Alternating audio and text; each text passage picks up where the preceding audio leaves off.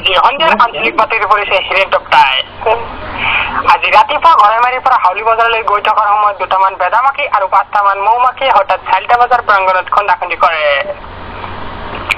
উক্ত দুৰ্ঘটনাৰ ফলত দুটামান বেদামাখি নিহত আৰু মৌমাখি 5টা আহত মৌমাখিসকলক ঘৰেমাৰী মিস্ত্ৰী চোৱাৰ লগত জীয়াই ৰখা হৈছে। এয়া বাতৰি কৰিছো আকাশবাণীৰ পৰা। এইবাৰ পঞ্চায়ত নিৰ্বাচনৰ আগতে অসমৰ মুখ্যমন্ত্ৰী মাননীয় তৰুণ গগৈ চাহাবে দুখীয়া মানুহৰ সাহায্যতে কিছুমান কম্বল, খেতা বালিচ আৰু আণ্ডাৰপেণ্ট দিব বুলি প্ৰতিশ্ৰুতি দিছিলে। কিন্তু সেই বস্তুকেইটা তেওঁৰ আশাৰীত থকা চামচাসকলে আগতেই খাই পেলোৱাত অসমৰ মুখ্যমন্ত্ৰী মাননীয় তৰুণ গগৈ চাহাবে এতিয়া লেট্ৰিনত আত্মহত্যা ল'ব বুলি ভাবুকি লৈছে। এটা যে খন্তেক বিৰতিৰ পিছত আছে আকৌ খবৰ। अंडे खाना मंडे खाना अंडे खाना खाना है अंडे खाना मौसम जाने दे आज मौसम जाने दे हवाने दे বিৰতিৰ পিছত আকৌ খবৰ লৈ আহিছো।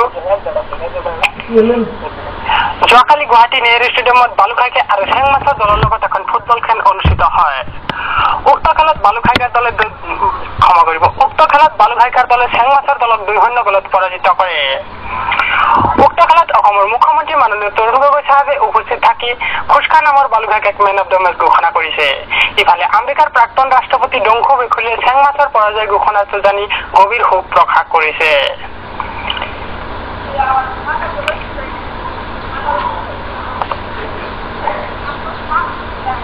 বাতৰি শেষ কৰাৰ আগতে প্ৰধানকৈ বাতৰিকেইটা আকৌ কৈছো। এইবাৰ পঞ্চায়ত নিৰ্বাচনৰ আগতে অসমৰ মুখ্যমন্ত্ৰী মাননীয় তৰুণ গগৈ চাহাবে দুখীয়া মানুহৰ সাহায্যতে কিছুমান কম্বল, খেতা বালিচ আৰু আণ্ডাৰপেণ্ট দিব বুলি প্ৰতিশ্ৰুতি দিছিলে। কিন্তু সেই বস্তুকেইটা তেওঁৰ আশাৰীত থকা চামচাসকলে আগতেই খাই পেলোৱাত অসমৰ মুখ্যমন্ত্ৰী মাননীয় তৰুণ গগৈ চাহাবে এতিয়া লেট্ৰিনত আত্মহত্যা কৰিব বুলি ভাবুকি লৈছে।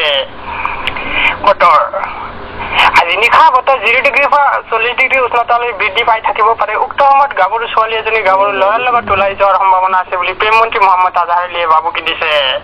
আজি সন্ধিয়াৰ আঞ্চলিক বাতৰি ইমানেই। পৰৱৰ্তী আঞ্চলিক বাতৰি শুনিবলৈ পাব নিশা 9 বজাত।